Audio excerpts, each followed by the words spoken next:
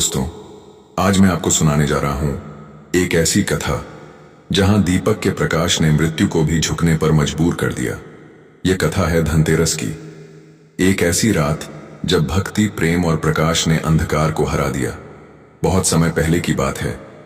हिमालय की गोद में एक विशाल राज्य था जहां एक धर्मप्रिय राजा हंसप्रभ शासन करता था। उसकी रानी हरिणी पतिव्रता और भक्तिमयी थी। दोनों के पास सब कुछ था, धन, यश, वैभव, पर एक चीज की कमी थी, संतान की।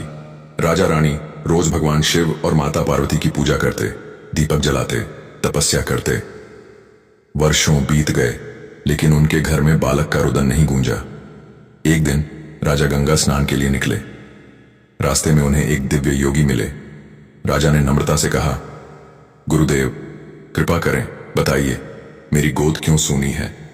योगी ने ध्यान लगाया और बोले, राजन, तुम्हें पुत्र तो अवश्य होगा, परंतु जन्म के चौथे दिन उसकी मृत्यु निश्चित है। राजा के चेहरे से रंग उड़ गया। कोई उपाय नहीं गुरुदेव, योगी ने कहा।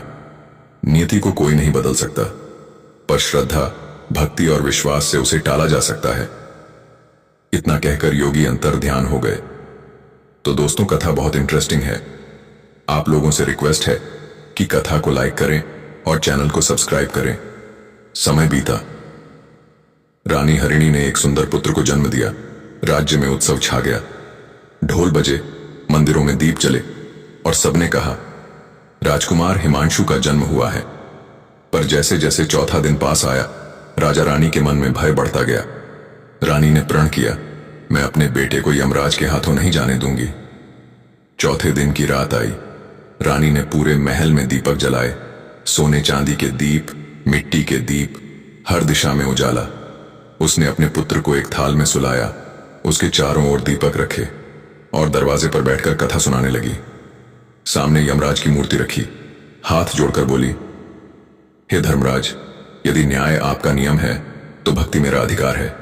मेरे पुत्र को मत छीनिए। रात्रि का तीसरा प्रहर था। आकाश से यमराज अपने वाहन पर उतरे। उनके साथ यमदूत भी थे। ज्यों ही वे रानी के महल पहुंचे तो उन्होंने देखा, पूरा महल दीपों से जगमगा रहा है। सोने की आभा, चांदी की चमक और भक्ति का उजाला। दीपों के तेज प्रकाश ने यमराज की आंखें चकाचौंध कर दी। उन्होंने कहा, यह कौन है जो मृत्यु के अंधकार को रोशनी से चुनौती दे रहा है। उन्होंने देखा, थाल में एक छोटा सा बालक सो रहा था और उसकी मां कथा सुनाते सुनाते आंसू बहा रही थी। यमराज का हृदय पिघल गया। उन्होंने कहा, ऐसी भक्ति, ऐसा प्रेम मैंने कभी नहीं देखा। आज मैं अपना नियम तोड़ता हूं। इस बालक की आयु बढ़ा दी जाए। यह मां की श्रद्धा का प्रतिफल है।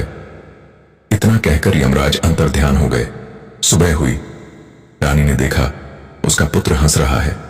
उसकी आंखों में जीवन था, प्रकाश था। राजा और रानी ने भगवान को धन्यवाद दिया और तभी से उस दिन को मनाया जाने लगा धनतेरस, क्योंकि उस दिन न केवल धन की रक्षा हुई बल्कि जीवन की भी रक्षा हुई। कहा जाता है, इसी दिन समुद्र मंथन के समय भगवान धन्वंतरी प्रकट हुए थे, हाथों में अमृत कलश लेकर। उन्होंने मानव जाति को स्वास्थ्य और आयु का वरदान दिया। इसीलिए इस दिन को धनतेरस कहा गया। धन अर्थात धन्वंतरी और तेरस अर्थात त्रयोदशी तिथि। आज भी इस दिन लोग दीप जलाते हैं, नए बर्तन, सोना, चांदी, झाड़ू या सिक्के खरीदते हैं, क्योंकि यह शुभता, समृद्धि और नई शुरुआत का प्रतीक है। रात को लोग अपने द्वार पर यमराज के नाम का दीप जलाते हैं, जिसे कहते हैं यमदीप दान। कहा जाता है, जिस घर में यह दीप जलता है वहां अकाल मृत्यु का भय नहीं होता। धनतेरस हमें सिखाती है, असली धन तिजोरी में नहीं होता, वह हमारे हृदय के प्रकाश, हमारी सच्चाई और हमारे स्वास्थ्य में बसता है।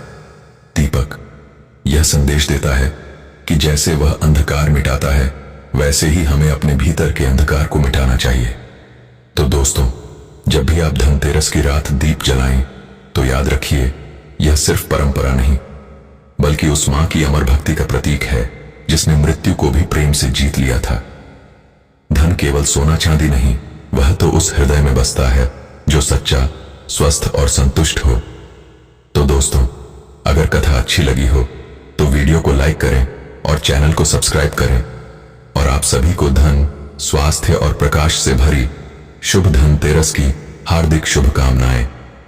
जय मां लक्ष्मी, जय भगवान धन्वंतरी।